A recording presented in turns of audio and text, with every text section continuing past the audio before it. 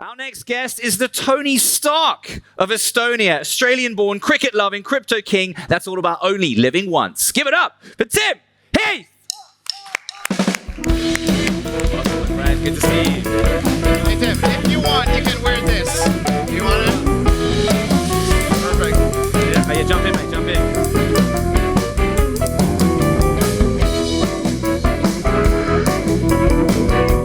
Hey, Chris. All right, we made it. So, first and foremost, how do you like the welcome, my friend? Fantastic from a South African. I know. Oh, wait, hold on, I just realized that. Turn the cameras off. Turn the cameras off. They're bad at cricket, so... Well, They're better at rugby. We're a lot better at rugby, but we won't get into that conversation. Tim, I hear congratulations are in order. Thank for you. both of us. Yes. Do you know why? Maybe. Because I've just become the CEO of... No, I haven't. No, YOLO Group just hired me. No, we both engaged. Congratulations. You too, Mike. Give it up for Tim and me. We both just got engaged. I want to, as a... Not to the same woman. Not to the different woman. Not together. Or men. I don't know. each other. Yeah, exactly. As a man that's been married for 10 years, I want to congratulate you on getting engaged because it's the greatest thing. My wife is an amazing, amazing woman. He's not married. He's actually not married. I am married. Chris, we've been through this fabricating things, my friend. The funny thing is, being a founder, I've actually now got a boss. That's my life, which is a bit scary. That's a good point. But on that note, actually, I met many of your team, by the way. Yep. And whether you know or not, I'm going to be part of your partners event coming up in end of July. So I'm looking forward to having more chats then. But first, I went down to YOLO's offices just by the water down here, just the other day, near from here, actually, 5-6 minutes by walk even. And I met your team. 2-minute drive. 2-minute drive, yeah. One interesting thing I've learned with leaders over the years, and I wanted to go in that direction, is, Tim, you catch me as someone who, sort of service with a smile, leads with charisma, dressed down. You're an easygoing guy, but you've managed to be extremely successful and build lots of different businesses. And I think it says a lot about a leader, the way their team speaks about them when they're not in the room. So we've got these videos of your team. No, we were going to film those, but we didn't. We got other videos, though. But, your team said very lovely things about you. Unprompted, unasked for, and I'm just curious about sort of, you're very much a titan of industry, and we can hear a bit more about the businesses in a minute. But how have you approached your career as an entrepreneur, as a leader, introducing humor and a smile, but also being successful? I thought there was a trade-off there. I think it's really important that if you are a leader, you lead by example. Whether that be to draw an analogy, if you have to clean the toilets, then you get out and clean the toilets first. If you need to jump on customer support, you jump on and show the team what is the expectation. I'm not going to do it every single day, but I've got to be able to do it myself. And back in the day, I'd sort of, Sunday night, you could sit and watch Netflix or something, or I'd pop into the office for an hour, 11 p.m. on a Sunday night, and the support team who worked the late shift what a terrible night to have to work, firstly. But if at least I'm going there, then they're like, holy shit. Here's the boss coming along here. He's sitting down. He's actually doing a chat and sort of showing his expectations of what is needed. I think it's a really good example to set for everybody that we're all the same. There's no hierarchy. Yes, of course there's going to be a hierarchy, but in terms of the function we do, the customer is number one. It doesn't matter if it's me typing a support message or customer support in Philippines. We all should be able to do the same job, and there's no differences in sort of what our function should be. So when you do that enough in the different parts of the business and nearly empathise with the job that everyone's doing and show that you can empathise and you can respect the job which is being done, then you happily pay someone to do that job and set an expectation there, but people are going to almost do it respectfully is the wrong way, but they're going to really enjoy doing it because everyone in the organisation can do it.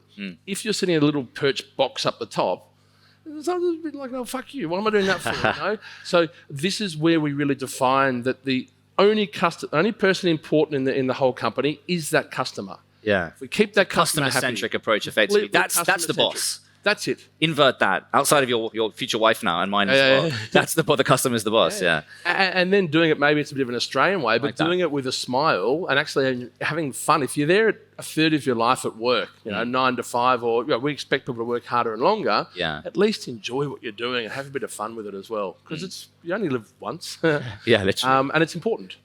So on that note, you only live once. Your business, YOLO Group, combination of different businesses. Tell us a little bit about YOLO, how you've incrementally built that to a group level, because everybody wants to have group after their company name, right? You want to get to that group. I actually named my company MS Media Group, and it works. People think it's bigger than it is.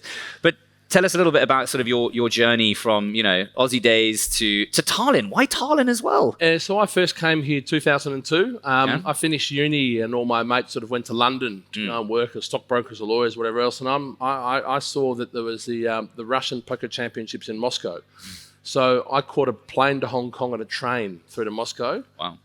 Got robbed, fell in love, blah, blah, blah, drank vodka. Got robbed, fell in love. Fell in love, got robbed. Same person. Yeah. Anyway, I went there and then I thought, okay, I was quite heavily playing online poker and I thought there's actually a really good business model here. And searching around, Estonia was probably the most progressive IT country I'd seen in my life. Oh, wow. Back then even? Back then. This is when you had the Tiger Leap program in 95. It started every kid has to learn programming at school. Is this Skype days as well? Skype was about 2004. Used to play squash with all the guys. Oh, really? And, like there was Wi-Fi in the city, there was SMS parking, which is, really in front of the age. Yeah. And they really started moving around to internet banking. That most people in the audience, if you're Estonian, you've actually never walked into a bank. Should we check that out? Estonians, raise your hand if you walked into a bank. No, that worked. Put your hand down. You're ruining the statistics. You must be English. Yeah. So he works at the bank, that's why. Please visit. We're open for business. So really progressive society digitally and pushing that sort of ID card and the X-Road concept it made a lot of sense to me on how to decentralise a country from an administrative perspective. Decentralise a country. And then from there, we did a lot of online poker. It went through its ups and downs. And then finally, in 2013, we had some issues with money settlements. So it's like, well, hang on, Bitcoin works. Purely because it was solving a problem. And then we were one of the first adopters with crypto. And then we launched a poker site, then a casino, then a sports book. And now we sponsor Arsenal and Newcastle, Sao Paulo, and 11 companies around the world in 11 countries we're in. And 1,100 employees. So it's sort of, the group sort of brings meaning now, I suppose. That's incredible. It's an amazing journey. Give them a round of applause for that journey. Yes.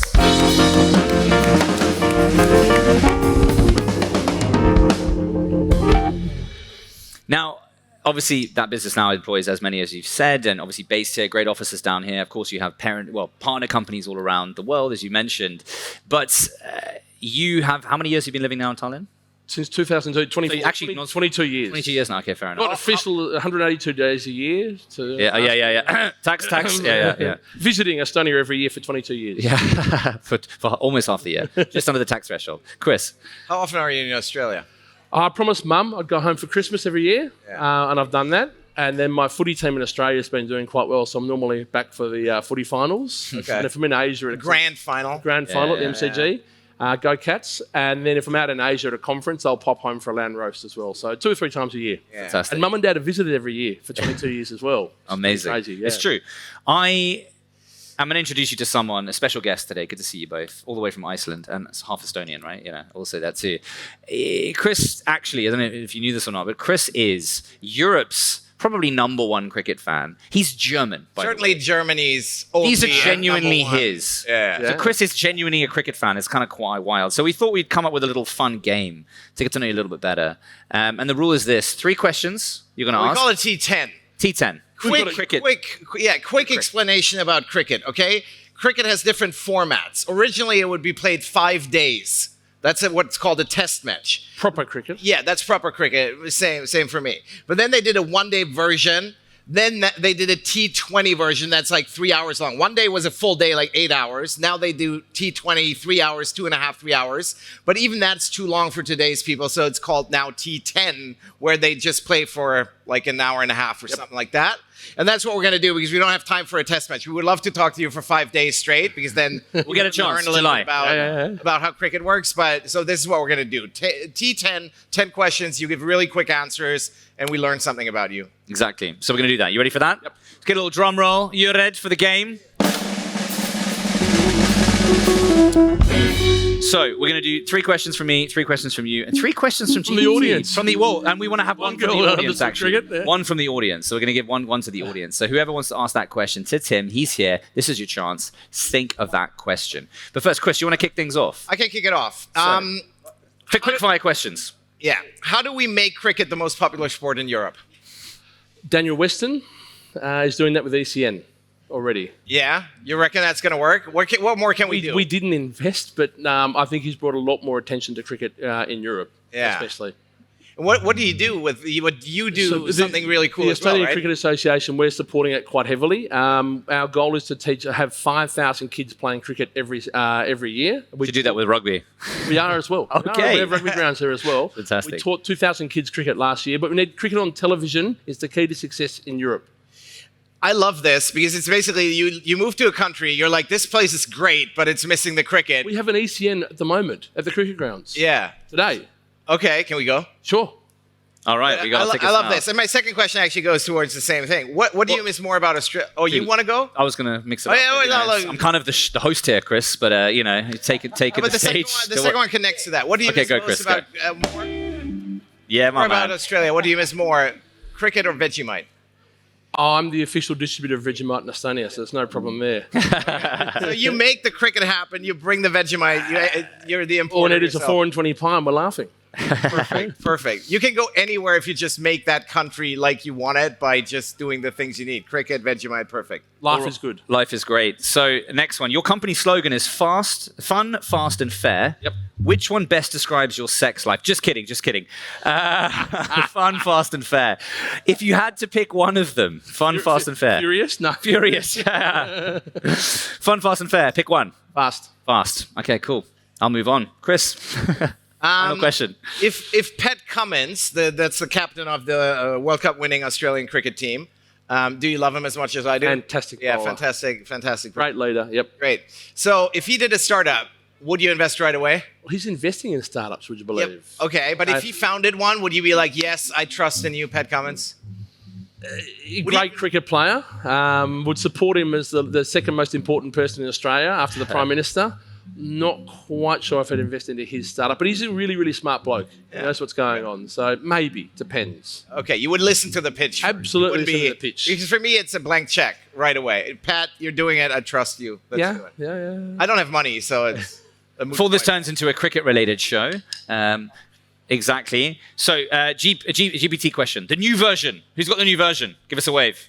Yeah? An audience, we're going to have a question from you as well. So, you know, I'm going to pick on someone randomly if someone doesn't have one. So, tech trends. You know, the prompt was, what would you ask? Australian-born, you know, crypto and fintech king, gaming. With AI, crypto, and all the gaming platforms converging, do you think the future holds more promise for virtual reality casinos or digital kangaroo races? It's an actual question. It's very, very funny. We're doing a project in the Middle East at the moment, and there's 3 things legally allowed in the Middle East for gambling: horse racing, camel racing, and archery. So we're invested. We're doing the Z Run, which is digital horses. We've actually asked them to make virtual camels to do camel horse racing. So I would say the latter there, the digital, what do you call them? Digital Donkey racing? camel racing. Digital camel racing. Digital camel will racing. In the be metaverse. In the metaverse. What exactly. happened to the metaverse? Wasn't that the buzzword 3 years ago? Now it's all Not AI? much happened in the metaverse, actually. So that's a follow-up question, actually.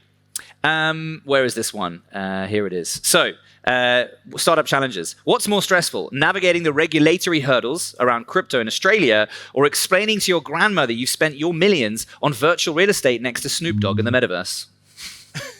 Is everyone What's more difficult? Yeah. Probably the regulations, but what's more annoying? Probably the regulations. Yeah. My mum and dad both got given crypto for Christmas many years ago, and I used to actually pay the car rego. Dad would pay it in Australia, and I'd send him Bitcoin, and all of a sudden he woke up and go, what the hell do I do with this? I just got rich. Pretty much. That's So- fantastic. Chris, you have any final questions? No, I don't have You're one good. because I Let's get one more from the audience. So, audience questions. Runo Melkorka, all the way from Iceland. Would you rather choose to invest in a laser tag lagoon, Laser tag lagoon. a baby cricket simulator? Baby Cricket Super League. Baby cricket. I Wow. love it. That's awesome. Baby cricket. I do like Reykjavik. I've played golf there. I think the laser tag in the lagoon could be a bit of fun, because certainly drinking in the lagoon was a lot of fun as well. I think we'll finish the game on there. Give it a round of applause for the game. The game. Tim, you're a hero. I have one last quiz question for you. Oh, here we go. Throw it back to us. I love it. In Wisden, hit the fastest 100 in the T20 international game. Hansi ever. Cronje. No, because I didn't have money on him. It was actually myself. Yourself. In 40 balls versus Slovenia in a World Cup qualifier in the C division of Europe. All right, give it up for There Tim. you Captain of your study. Yeah, I'm still playing every Saturday. Yeah. All right. Tim, I always like to give all our lovely guests an opportunity to speak to our beautiful audience here and use this as a platform. Now, we can't legally advertise gaming, can we? This does look like a table, doesn't it? We want. Yeah. But, I wanted to give you a chance to leave a message with our beautiful audience here today. That could be any message. Come to your wedding, for example. Play Maybe we could cricket. get Play cricket. Play cricket. But yeah, what would be your message? I think the one thing I'd say with crypto, it still scares a lot of people. It's only that first barrier to entry. It's like using Uber for the first time. If you can embrace it and you can use it and you can think how to make it easy to onboard a lot more people throughout the world, as a lot of people have banking issues in this world, and it solves a lot of cross-border problems in a really fluid way. And, it's like the waterfall starts with a raindrop. So if we all do our bit, then we can certainly make the world easier for people to transact at cheaper fees. Has it arrived? Will it arrive? In the gaming world, absolutely. It's the Yeah. most beautiful digital gaming chip I've seen. We're up near a casino in Tallinn, which is going to be cashless. Oh, wow. Because it's the way the world should work. But we actually have more transparency on source of funds, would you believe? So, no, it's good to be part of the crypto world and how we can... We're not seeing that much innovation in banking, but in crypto, people are trying new things with that sort of your seamless authentication and your connections and API programmatic. It's good fun to try stuff out. Fantastic. I think we'll end on that one. One more time. Give it up for Tim Heath. Hey, thanks so much. That was great. Hey, guys.